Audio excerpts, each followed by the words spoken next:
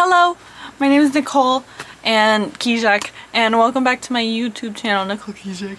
And so today we're doing another makeup look. Wow, what a surprise. It's almost like it's a get ready with me makeup channel. Today I'm going to the Guggenheim, and I am going later than I expected because I did a lot of things today. And I'm trying not to make myself feel bad for it or fit everything at once, because my mind is like, I can do makeup and then I can work in the studio. So no, don't do that. So no, but my schedule's been good. I've been honestly on track with a lot of things. I'm building a lot of muscle, and I don't know, I feel like I have a headache. I'm being honest about how I feel right now. I have a headache. I feel a little low, but making these videos I know helps me because I really love makeup. I really love like doing the look because it's like I feel a certain way when I start the look, and then it always like helps. Like I was working on a worksheet someone gave me, and it was like, what are things that you like to do, or what are things that make you happy? And one of them is like the makeup, like even just makeup, the clothing, like even just like art, like all these things are like an extension of myself and my creativity, and like it's putting in good energy, and it's like using up that frustrating energy on something good called sublimation. So thank you, Freud. And yeah, but okay, so I have this outfit on. I have clothes on, by the way. This is the fit. You see the lines? So I wanted to use the lines to be echoed on my face. And I wanted it to be black lines. And honestly, I have an idea in my head. I don't know how it's gonna look or how it's gonna feel. Honestly, something's telling me do brown. But also, I don't really use black like that. So I wanna... Oh, wow. Look at... There's like a noticeable difference. Let's see. I kind of stay away from black because black is like a very like... It's a very strong... Yeah, it's very strong. But I don't want to shy away from it. I don't know. I feel like I'd rather experiment with it and take it off than not try it. It feels sharp. Oh, wow. Oh, wow. That's like very smoky. Okay. So I have this. I want it to go here.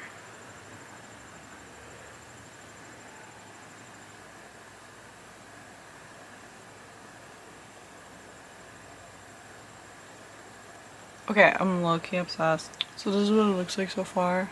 I love it low-key. So this is kind of what I was imagining, but then it's like, this is fine, right? But then this feels very like, oh, she's naked. So I feel like black, maybe a little black here, just to try to balance it. The thing is, I'm not trying to overwhelm it, but I'm trying to like give leeway to something. It's like I'm trying to add weight to like the others. Like, I don't know. You have a scale. And so with the black being on this side, it feels like, wait, if it's heavy. It's like this. And so to add more black, you're adding some more weight. And then with other things I'm adding to this side or choosing to or not, it depends on if it balances or not. That's what Nicole's trying to verbalize, but visually it's easier to show. So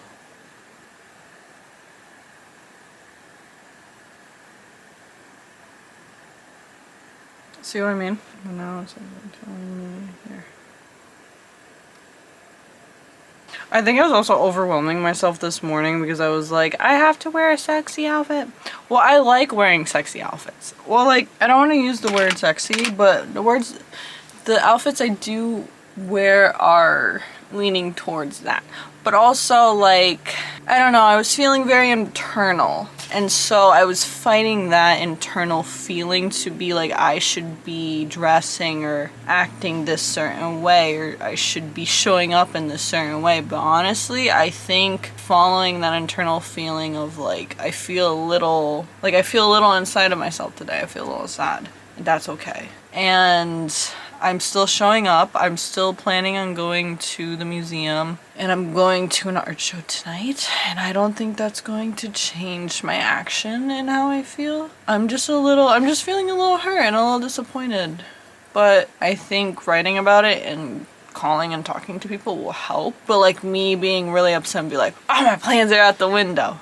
No. I used to do that. I think that was like something I would do. That would be a pattern of like, I'd like destroy everything. Not destroy everything, but I'd like, things would be derailed because of how overwhelming my feelings would be and my like lack of acceptance towards those feelings. That's a good word. But this is the look. I'm not a super fan of this black on top here and this like kind of like inner corner, so I want to like get rid of that a bit. I feel like the Hamburglar, honestly, and I don't even know what he looks like. I have an idea of what he looks like, but you know, everyone loves McDonald's. Why wouldn't I know him? I think I do. I mean, it's not like I look at him every day. It's more like, you know, I've seen him in passing, you know? Okay, this feels a bit better for me. I'm gonna make it a little thinner on top. I actually really like this look. I do want to probably add one line here to like connect the two. And part of me feels like I want to add like yellow, like to just like brighten certain parts. Kind of like sunlight leaking through the blinds. Oh my god, I keep hitting it. I feel like looks like this, I kind of don't need mascara. It doesn't feel like it needs it because I feel like the black, one, would hide it, and two, I feel like the black kind of like, in a way, does what mascara does, you know? I feel like it would be hidden. I feel like it would. Okay, so I really don't have yellow because, I mean, I do, but I'm not a fan of this like paint. Honestly, I need to get like some palette with like really saturated colors because I can't be working like this anymore. A lot of these palettes I didn't buy so it's not like I bought them, but also I'm grateful that I have them. I feel like I'm gonna go in with a highlighter instead, and I'm gonna go with kind of like a cooler tone, like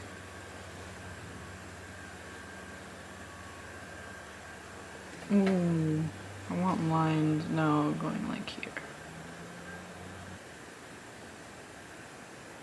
I really kind of like that I don't feel like I need the mascara, honestly. I feel like I'm gonna just avoid it because I kind of like it like this. Imagine hair up.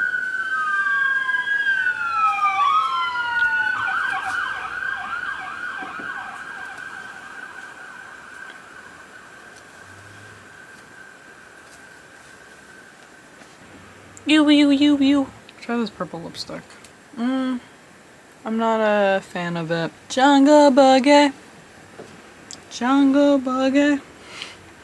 Bro, I was listening to... What was I listening to? I was listening to Low Key. Would lashes make a difference? I don't think so. I really don't think so. I really feel like they'd be hidden in the black already. Jungle Boogie. Jungle Boogie.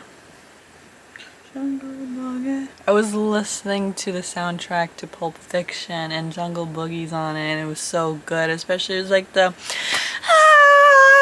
scream in the beginning. Oh my gosh. Oh god. I love it. I love it a lot. Yes. Okay. I have two options for sweaters. I might keep this one. So let's see. Yeah, this look is like, yeah, this makeup is done. But let's see. This is option one. Option two. Honestly, this is a vibe, but I think the other one I like better. You want to see what I have underneath? This is what I have underneath. Oh, I feel like the makeup goes with either, like the t-shirt or the sweater that I had on prior, option number one. And these are the boots. Jungle Boogie. Jungle Boogie. I'm not sure about the lipstick. But this, like, it being like full on like irritated, I kind of like the color. So okay, so I was kind of deciding like what I want to go. Okay, so since we got the look, I kind of want to discuss more about like the art I do and more about my process and more about the things. So I kind of want to start diving into my art more in these videos. So it's like after every like makeup, I want to talk about like one or a couple of things. And so with that being said, I want to talk about, I went to this garage sale because I had $3. I just had $3 on me. They just appeared magically. I just got $3. And so when I went to the garage sale, I was looking around and there was just a children's rug. It was just laid out, a children's rug, and I was like, oh my goodness, this looks like one from my childhood. Because I have two brothers and I grew up on cars and Geotrax and Bakugan and all that jazz. And it just reminded me of like my childhood. So I got the rug for $3, which is crazy because it's weird because the day, like prior in the day, someone had given me $3 for an act of service that I did. And I didn't expect it. I was like, $3, what am I gonna do with that? I'm not gonna just give like a gas like attendant $3. I mean, I could and I would, but I was like, it doesn't, like, what am I gonna do with this? And then as I'm going somewhere, trying to go to the supermarket to get something, I was like, okay, I'll stop at this garage sale that I see. And then just so happened it magically worked out with the rug. And so I was like, I'm not sure what to do with this rug, but I had this frame and I have these stretcher bars that actually someone had given me. So it's these like little canvases, like those pre-stretched canvases, in which I hate. It's because it's like, it's a thin canvas and so you can't really do anything with it. I mean, you can paint on it, but I don't think I can like show that in like a gallery. I mean, I could, but I don't want to, and I feel like my work has grown out of that. Like, I have other options and I'd rather use those other options. And so what I did with those is that I like had taken off the thin canvas because I do paint on them. I just would rather paint on them flat than having them on the canvas because I don't want to use the canvas. Like, I don't want to use the stretcher bars with it, if that makes sense. And so I was planning on getting rid of the stretcher bars or like donating it to artists or whatever. And then like what ended up happening is like, I was like, why don't I stretch this rug on top of these stretcher bars? And I was like, that's an interesting idea. And I was looking at this frame and I'm like, what if I stretch this canvas onto like, what if I stretch this rug onto these stretcher bars and then apply it to the frame? And so this is just what I've been doing. Look at this. Wait, it's supposed to be like this compositionally. But look at this! This is a rug! And I had attached a canvas to it. Something I already had. But look at this one. This one is so cute. This one is so cute. I think I have to clean them. I have like a carpet cleaner. And so, because they look a little muted. Like, they look like they've been like dirty or kids have been playing on them. Look at this one. Look, it's a hot dog stand. It's hot dogs. And look, the circus. So the circus is like clowns. And they're like, oh, if I'm hungry, I get to eat. So, yeah. And so this one right here is one I've been working on. So, like I was saying before in the story, what I do with those, like, thinly pre-stretched canvases on the bars, like, I cut them out. So it's like this shape and then I paint on it, and I didn't like intend it to be on this. And what's really cool is that I already like attached it with an adhesive already, but I wanted to sew in with different colors, and it's not done. Like, it's not done, and I'm actually planning on it being attached to, so this is the frame that I was intending on like attaching it. What's interesting about this frame is that I actually like took a look at it and already knew that it fit like, I just knew by looking at it. And that's like kind of interesting to me, you know? And I really love that because I have the tools to like attach this to the back, because with my work, we attach canvases to frames all the times, and so there's these like special little, I don't know what exactly they're called, but they're little tools that are like shaped like an L, like this. Like this. This is exactly it. Like, this is what it is. So there are different sizes.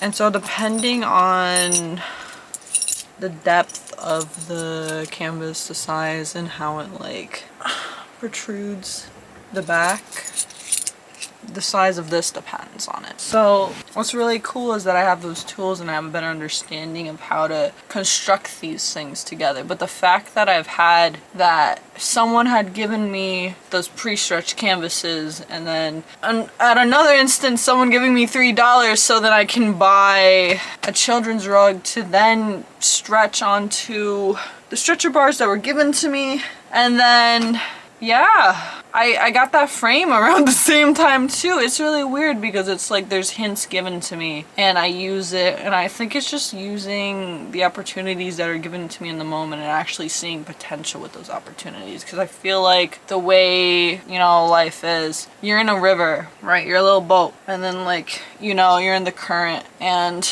there's going to be all these things passing you, and you get to decide what you want to interact with, what you want to grab, what you need, what you don't need, you know? Because if you like leave it behind, it goes, and then new things come. And I think in those moments, I just chose intuitively that, I just felt intuitively that it was like something leading to something larger.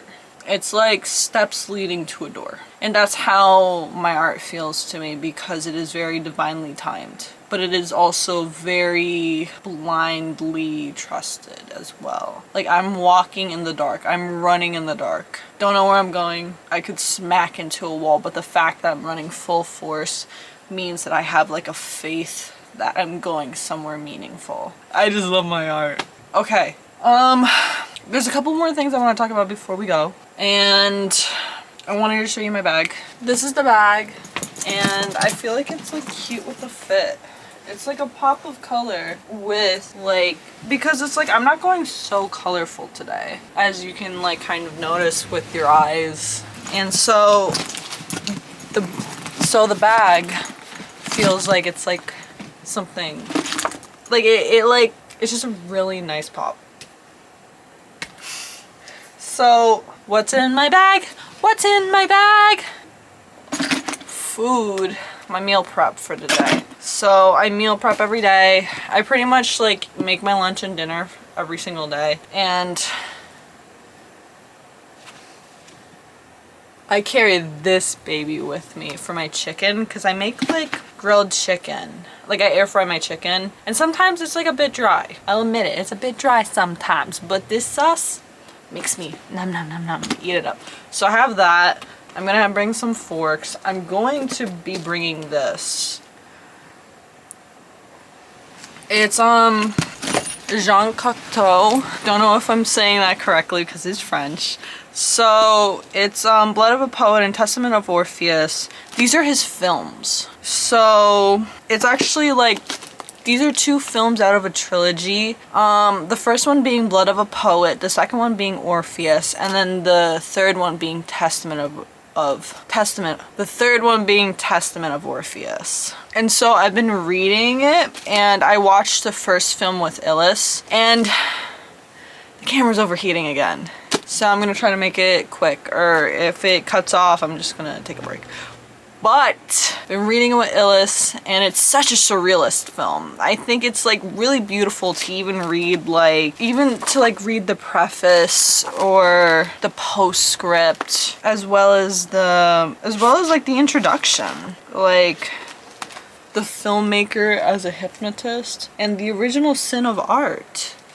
Like, reading these writings one, it's very dense and it's like rich. So it's like it has to be digested slowly, I feel. And the fact that I'm taking my time with it, like I read a little bit each day, but he really has that like thing inside what it is to be an artist. And it feels really nice being a witness to that, you know? Like to resonate with someone who loves it so deeply, especially making art that isn't meant for like, it's not meant for the masses, you know? It's meant to be what it is, art. And sometimes people don't understand that, or people don't understand what they're looking at, or what they're absorbing. And his true intention is like not to appease people, you know? It's to appease like the hunger inside of what art is, and like to be a true artist. And to be an artist sometimes is to be misunderstood, and that's okay because we continue, you know? He also describes something inside of us that's not us, but it's like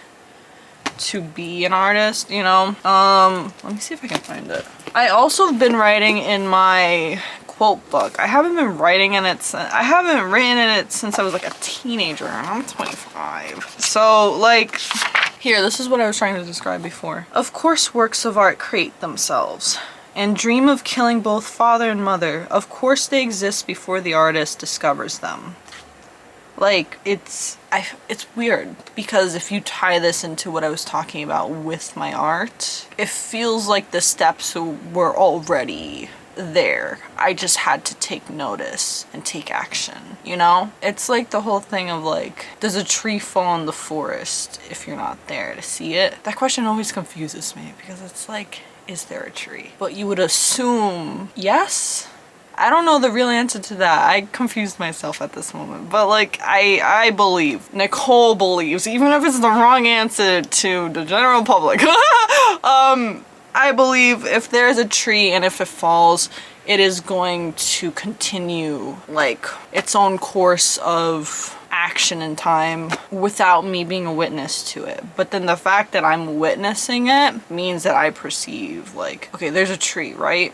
But I don't have to be there to bear witness it falling for it to fall. I hope that makes sense. But here's another quote by him from the book. The original sin of art is that it wanted to convince and to please, like flowers that grow in the hopes of ending up in a vase. I made this film without expecting anything other than the profound joy that I felt in making it. And I feel like that's really beautiful, because he's not expecting anything out of it, but just like the pure pleasure of what it is to be an artist. And I wanted to read some of the film, Testament of Orpheus. So the poet, which is Jean Cocteau, he plays the poet in these films. And so the poet ends up in between two realms, and he's put on trial.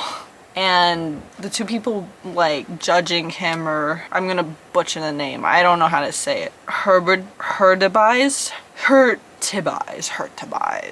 Let's just go with that, Hurtubise, and Princess. So Hurtubise says, first, you are accused of innocence, or in other words,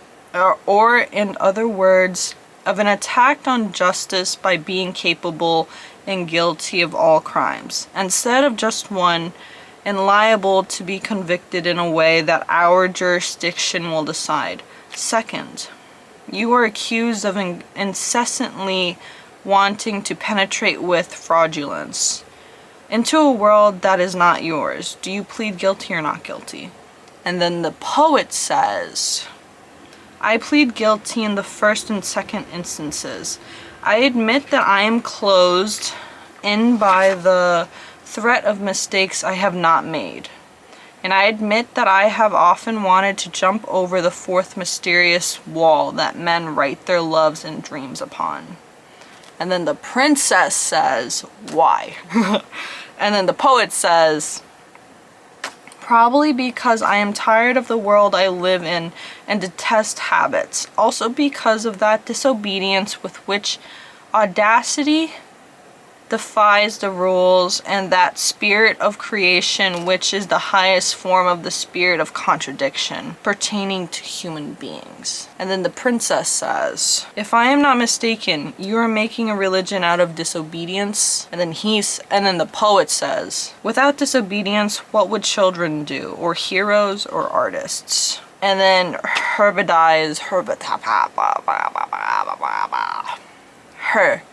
let's call him Hurt. No, I can't do that. Let's see. That feels disrespectful to do that. I don't know how to say his name. This is how it's spelled. I don't know how to say it, but he says they would have to rely on their lucky stars. So that's the end of the quotations with this. And then in another part of this trial that's going on, princess says, what do you mean by film? And then the poet says, a film is a petrifying source of thought. A film revives dead acts. A film allows one to give a semblance of reality to unreality. And then the princess says, and what do you call unreality? And then the poet says, what goes beyond our meager limits? And then Hurtubise says, so in your world there are individuals that are like an invalid with no arms or legs who sleeps, dreaming that he is moving and running. It died. I don't know what part I was on, but the poet says, what goes beyond our meager limits? And then Hurtubise says, so in your world there are individuals that are like an invalid with no arms or legs who sleeps, dreaming that he is moving and running. And then the poet says, you have given an excellent definition of the poet. And then princess says, what do you mean by poet?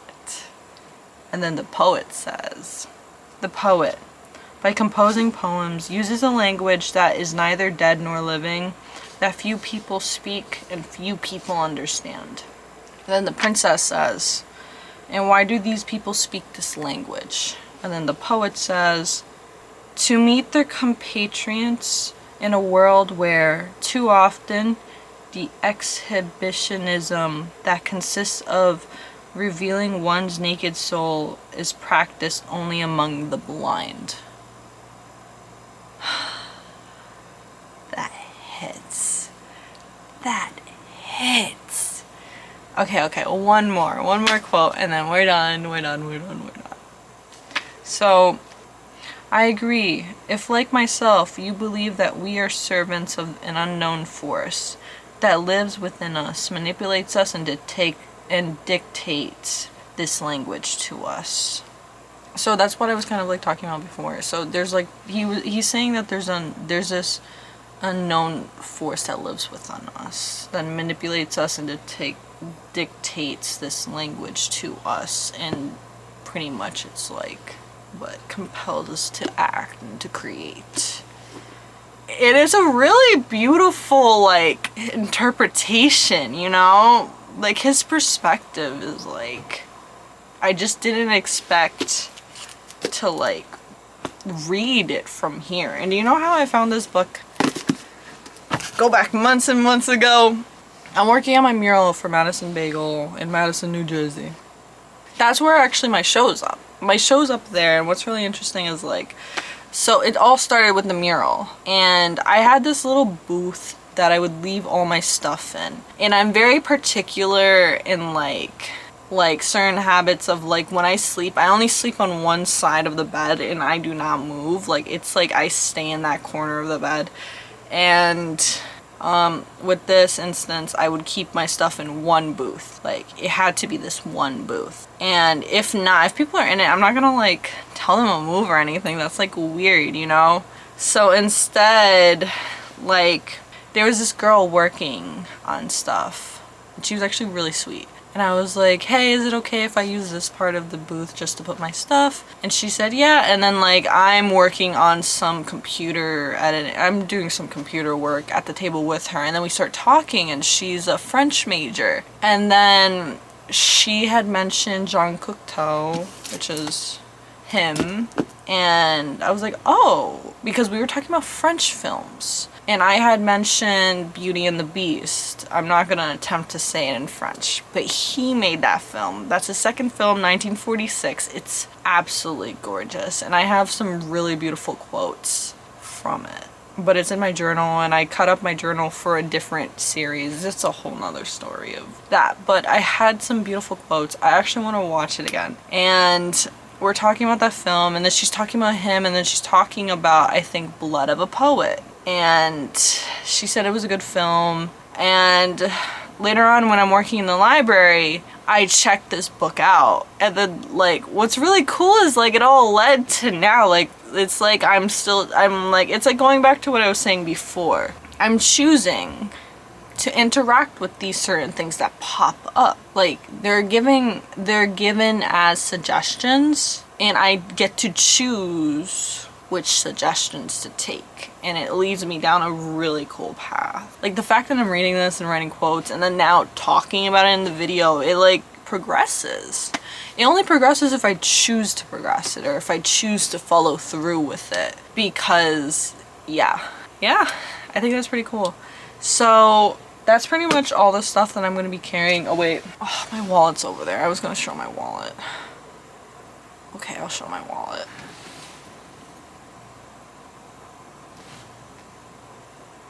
This is my wallet. It has sharks on it. I love it. I love the colors of the shark and like the bright red background. So I have that. So I have all these things, and I'm gonna be carrying water, and that's pretty much it. I think. Thank you for watching and listening, and I hope you got something out of my little speeches. So before I go, photos!